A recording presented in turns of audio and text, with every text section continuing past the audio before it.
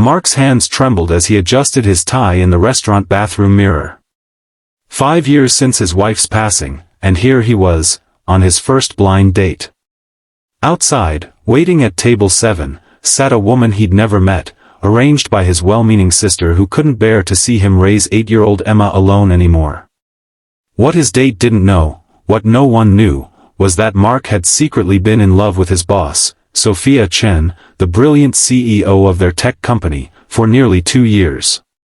The same Sophia who, by some cruel twist of fate, had just walked into the restaurant with her friends and was being seated 3 tables away.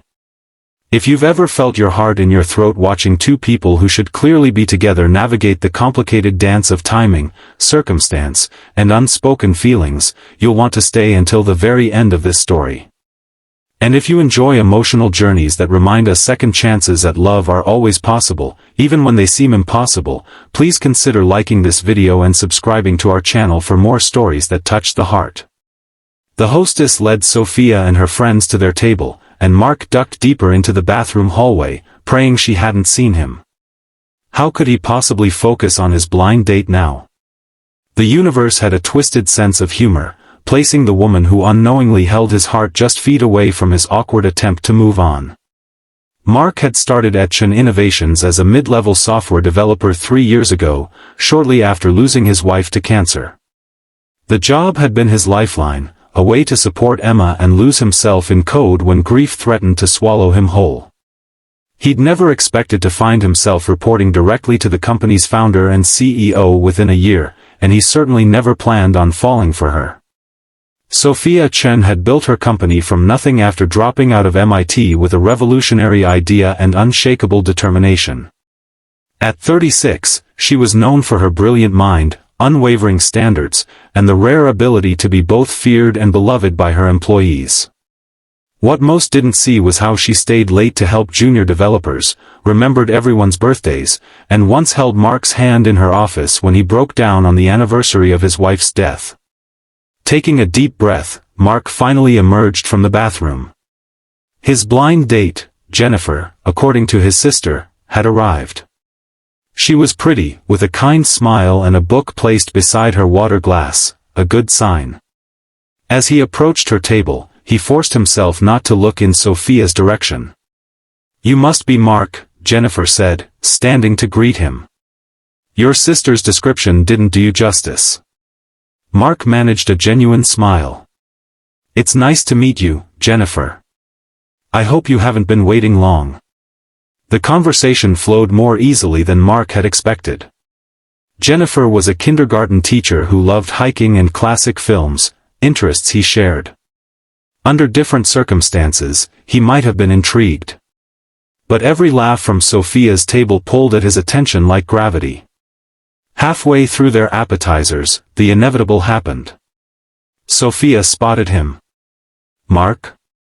Her voice carried across the short distance between their tables. What a surprise. Mark stood awkwardly as Sophia approached, elegant in a simple black dress, her dark hair falling in waves around her shoulders, so different from the polished CEO who commanded boardrooms. "Sophia, hi," he managed, his voice strained. "This is Jennifer." "Jennifer, this is my boss, Sophia Chen." Jennifer smiled warmly. "The famous Sophia. Mark's mentioned how much he enjoys working with you." Something flickered across Sophia's face, surprise, perhaps curiosity. "All good things, I hope." She turned to Mark. "I won't interrupt your evening. Enjoy your date." The way she said, "date," made Mark's stomach twist. Was there disappointment in her voice, or was he projecting his own wishes? As Sophia returned to her friends, Jennifer studied Mark's face. "She's not what I expected," she said thoughtfully. "What do you mean?" "From how your sister described her, the intimidating tech CEO, I expected someone colder." "She seems to care about you." Mark shifted uncomfortably. "We work closely together." Jennifer's eyes were kind but knowing. "Mark, can I ask you something directly? Are you interested in her?" The question hung between them. Mark considered lying, but something in Jennifer's expression told him she already knew the answer. "I'm sorry," he said quietly. "You're wonderful, and I should have cancelled this date. It wasn't fair to you." Jennifer surprised him by laughing softly. "Don't apologize. I've been on enough dates to recognize when someone's heart is elsewhere." She glanced toward Sophia's table. "Does she know how you feel?" Mark shook his head. "She's my boss.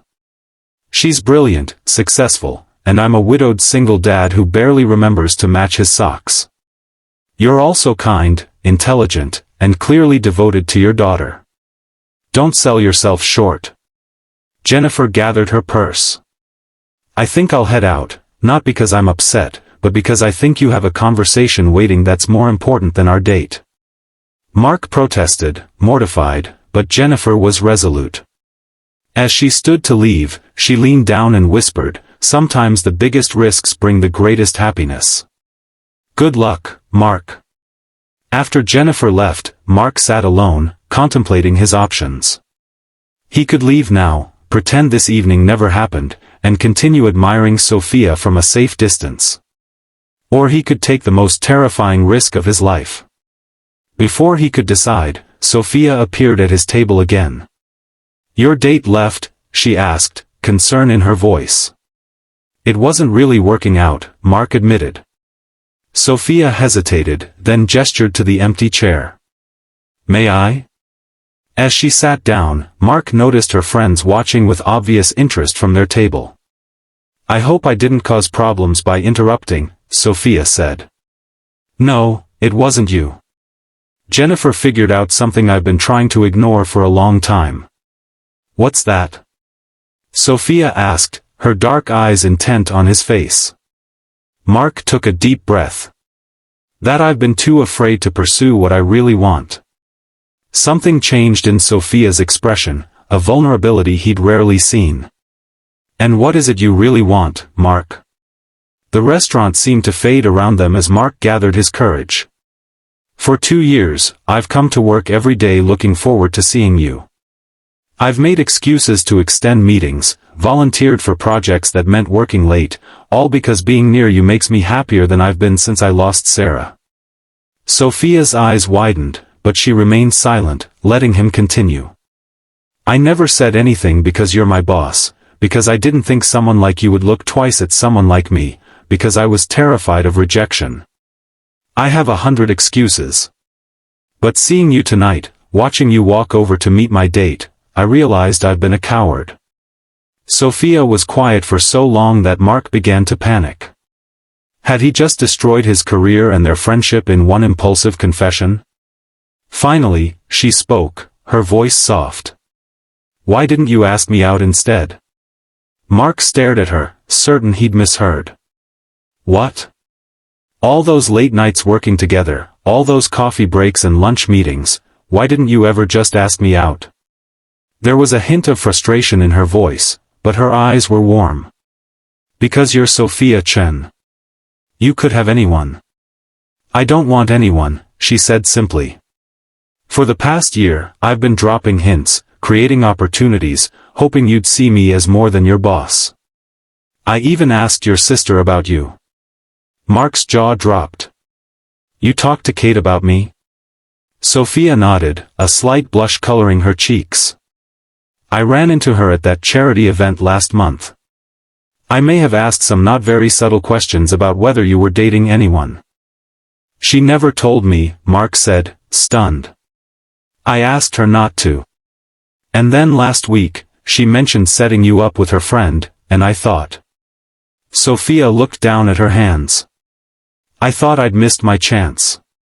Mark reached across the table and took her hand. "You're telling me we've both been pining for each other like characters in some romantic comedy?" Sophia laughed, the sound making his heart soar. "Apparently so.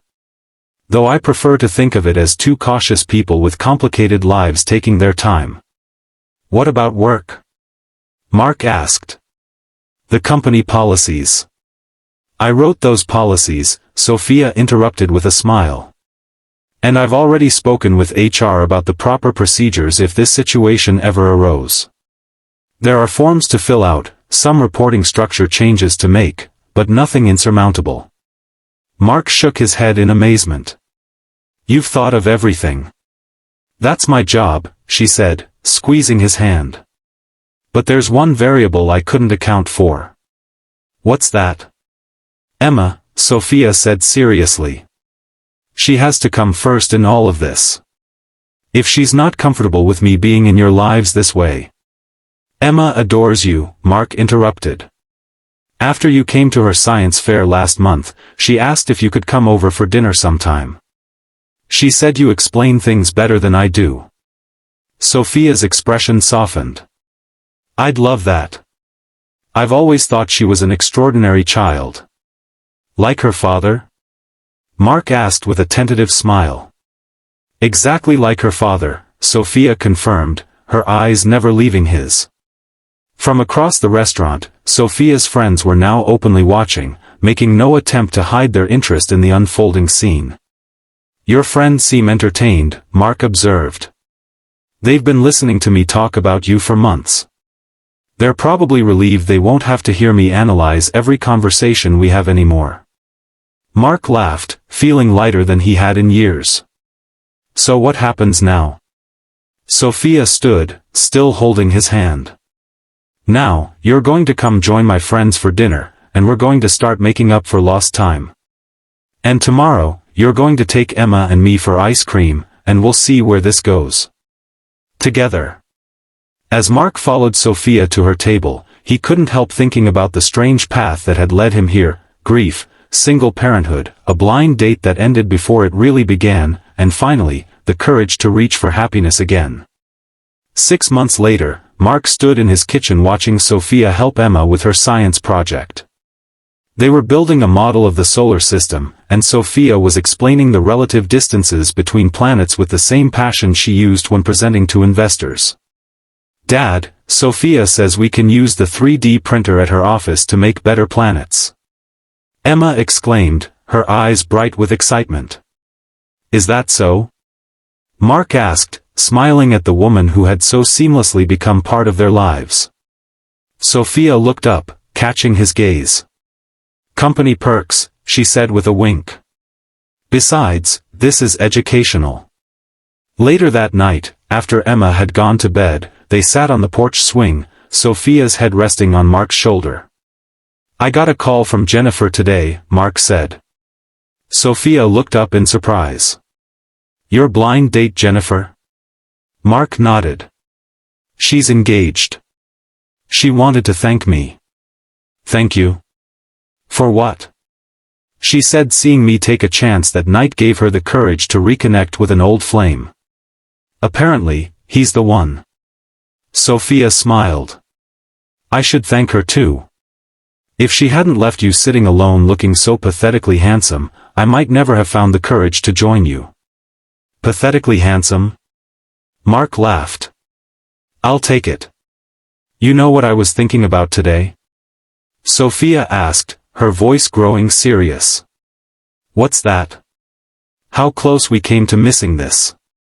If your sister hadn't set up that blind date, if I hadn't chosen that restaurant that night, if Jennifer hadn't been perceptive enough to see what was happening.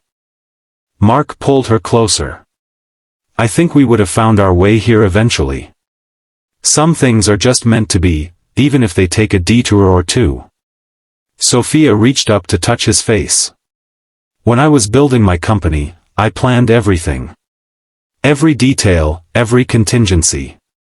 But the best thing in my life came from something I never planned at all. What's that? Mark asked. Falling in love with a single dad who couldn't match his socks, she said with a smile.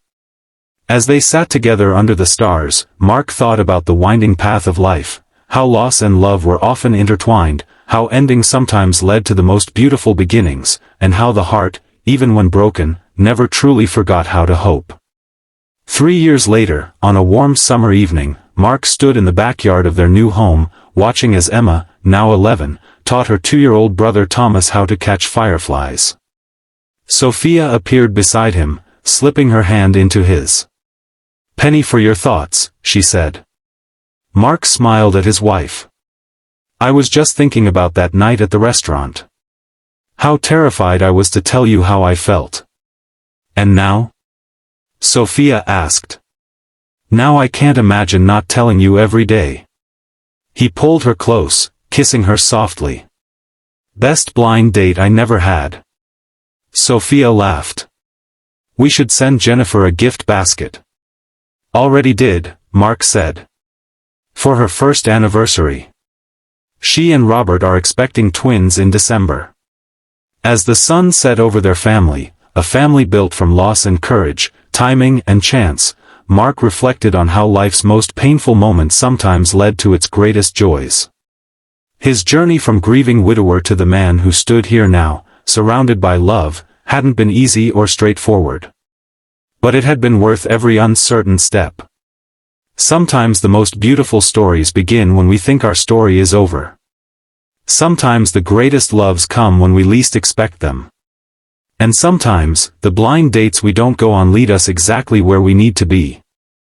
If this story touched your heart, please consider liking this video and subscribing to our channel for more tales of love, courage, and second chances.